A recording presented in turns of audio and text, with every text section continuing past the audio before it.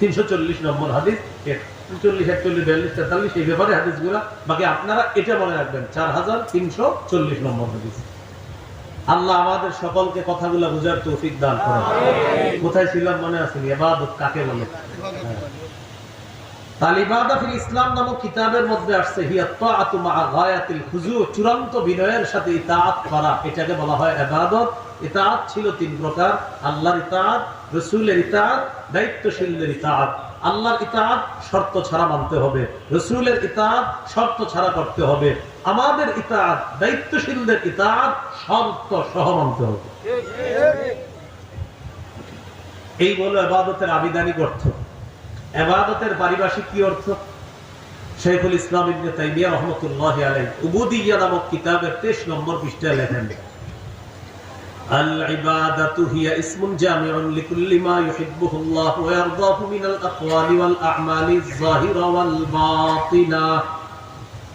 আমি আপনি প্রকাশ্যে যত কথা বলি, যত কাজ করি, গোপনে যত কথা বলি, যত কাজ করি, আমার আপনার প্রকাশ্য কথা, প্রকাশ্য কাজ, গোপন কথা, গোপন কাজ যদি আল্লাহ পছন্দ করেন, এটাই ইবাদত। সুবহানাল্লাহ।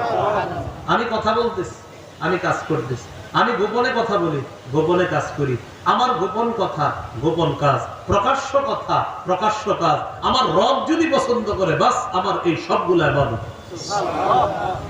এইগুলো ইবাদতের পারিভাষিক অর্থ। পবিত্র কোরআনের মধ্যে ইবাদত সম্পর্কে কি আসছে? মৌলিকভাবে পবিত্র কোরআনে আসছে ইবাদত বা দাসত্ব 2 প্রকার। প্রিয় ভাইরা, দাসত্ব কয় প্রকার? বলেন, সাধারণ দাসত্ব, বিশেষ দাসত্ব। 1 নাম্বার সাধারণ দাসত্ব, 2 নাম্বার বিশেষ দাসত্ব। সাধারণ দাসত্বকে বলা হয় আল উবুদিয়্যাতুল আম্মাহ, বিশেষ দাসত্বকে বলা হয় আল উবুদিয়্যাতুল খাসসাহ। সাধারণ দাসত্বে সবাই অন্তর্ভুক্ত, বেঈমানরাও অন্তর্ভুক্ত। কিভাবে? বেঈমানরা খানা খায় না, চাউল কে দেয়? আল্লাহ। একটা চাউল লাগায়, এই একটার মধ্যে 7টা শীষ হয়ে 700 দানা হয়, সেখানে কাজ করছে কে? আল্লাহ। বেঈমান যদিও আল্লাহর এই কৃতজ্ঞতা স্বীকার করে না, কিন্তু ওর অনিচ্ছায় হলেও আল্লাহর এই জিনিসটা গ্রহণ করে, আল্লাহর দাসত্ব প্রকাশ করে, কিন্তু স্বীকার করে না। এটা হলো সাধারণ দাসত্ব, সবাই স্বামীর এটার মধ্যে।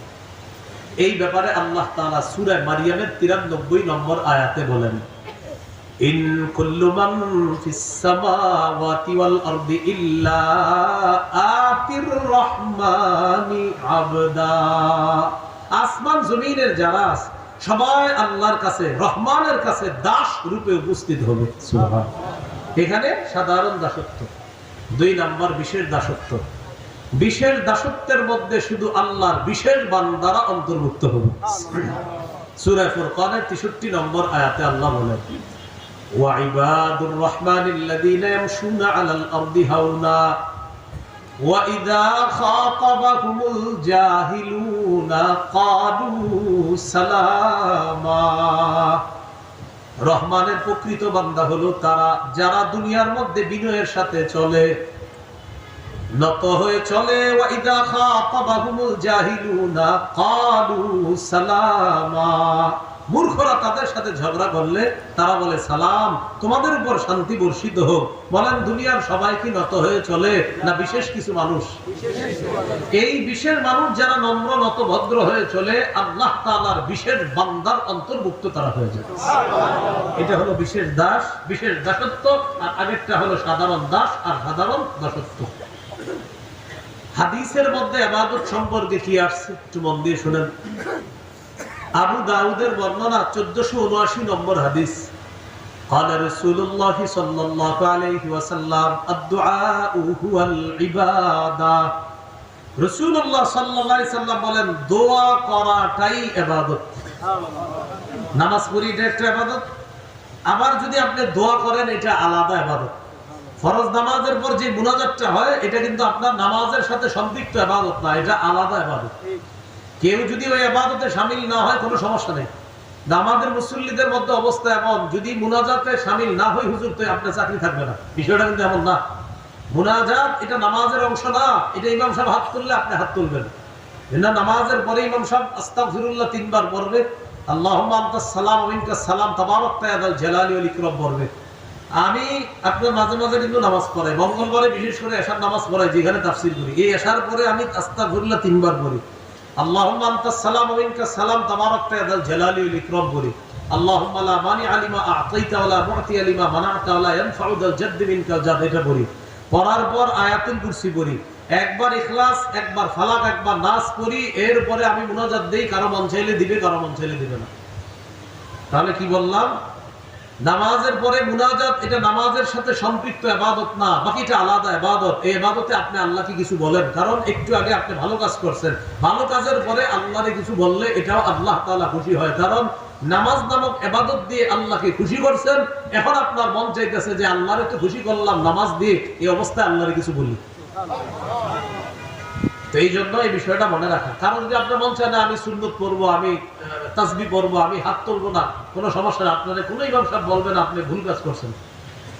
তো বলছিলাম রাসূল সাল্লাল্লাহু আলাইহি ওয়াসাল্লাম বলেন আদ-দুআউ হুয়াল ইবাদা, দোয়া করাটা এটা আলাদা ইবাদত। বাকি আমাদের সমাজে এই দোয়ার এখন এত বদহজম হয়েছে। এখন কিছু মানুষ আছে তারা 2 বছর শুধু এই টেনশনে আছে, হুজুর দোয়াটা কখন করবো, এই টেনশনে গত 2 বছর আর দোয়াই করে না। মানে দোয়া করবো না এই জন্য আর দোয়াই করে না, এর ভুলে গেছে দিয়েছে দোয়া করেন। আসলে দোয়াটা যে কখন করবো এই বিষয়টা 3 বছর ধরে জানতে পারি নাই, তাই আজ পর্যন্ত দোয়াই করি না। আল্লাহ আমাদেরকে হেদায়েত দান করুন। তাহলে দোয়া করা এটা ইবাদত, বলেন দোয়া করাটাই ইবাদত। তিরমিজির বর্ণনা 2201 নম্বর হাদিস, قال رسول الله صلى الله عليه وسلم العبادة في الهرج كهجرة إليا। নবীজি বলেন ফিতনার জামানায় ইবাদত করা, কলহ বিপর্যয়ের জামানায় ইবাদত করা আমি নবীর কাছে হিজরত করার মতো। সুবহানাল্লাহ। ফিতনার জামানায় ইবাদত করবেন, নবীর কাছে হিজরত করার যেই সওয়াব, এই যুগে ইবাদতের সেই সওয়াব। সুবহানাল্লাহ। নবীজি বললেন আজরু 50 মিনকুম, তোমাদের 50 জনের সওয়াব ফিতনার জামানায় আমার এক উম্মতকে আল্লাহ দান করবে। সুবহানাল্লাহ। ফিতনার জামানায় আমার এক উম্মত ইবাদত করবে, আল্লাহ তাকে 50 জনের সওয়াব দিবে।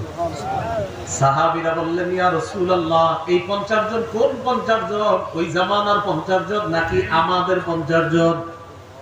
নবীজি বললেন বাল আজরু 50 মিনকুম, আমার সামনে যে সাহাবী তোমরা বসে আছো, তোমাদের 50 জন ইবাদত করলে যে সওয়াব, ফিতনার জামানায় আমার এক উম্মত ইবাদত করবে, তোমাদের 50 জনের সওয়াব। সুবহানাল্লাহ। বাল আজরু 50 মিনকুম, তোমাদের 50 জনের সওয়াব। এইজন্য এই যুগে ইবাদত ছেড়েন না, এই যুগে ইবাদত মিস করবেন না। ইবাদতের সুযোগ পাইলে কখনো মিস না করা। আল্লাহ আমাদেরকে বেশি বেশি ইবাদত করার তৌফিক দান করুন। মুসনাদ আহমদ হাদিসের কিতাব 6895 নম্বর হাদিস। এই হাদিসটা শোনার আগে একটু বুঝেন। আপনাদের মাঝে অনেকে আছে গোপনে কিছু ইবাদত করেন, যেটা